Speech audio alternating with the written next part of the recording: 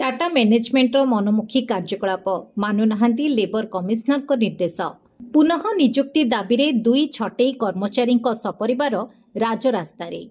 बिना कौनसी कारण रे पाटपुर डिविजन रे कार्यरत तरुण कुमार स्वाई एवं सीमांचल गौड़ को कार्य बाहर करिछि टाटा पावर मैनेजमेंट, जहाकु नै आज दुई परिवार टीपीएस ओडीएल रो मुख्य कार्यालय फाटक सम्मुख रे देइछंती धारणा। सूचना मुताबक दुई कर्मचारी दीर्घ 15 वर्षरू अधिक समय धरी आउटसोर्सिंग संस्था द्वारा काम करी आसुथिले।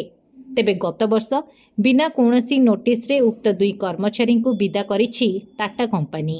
एने दुई कर्मचारी श्रम विभागर द्वारस्थ मध्य होइथिले एवं जुग्म श्रम कमिशनर दुई जन को पुनः नियुक्ति देबा पई गत 16 जनवरी 2025 चिठी माध्यम रे निर्देश देइथिले मध्य टाटा पावर मैनेजमेंट एजाबत कौनसी पदक्षेप नै नाही, जहाकु नै दुई कर्मचारी निज बापा माँ पिला छुआंकु नै गत 2 दिन धरी टाटा कंपनी फाटक सम्मुख रे धारणा देइछंती।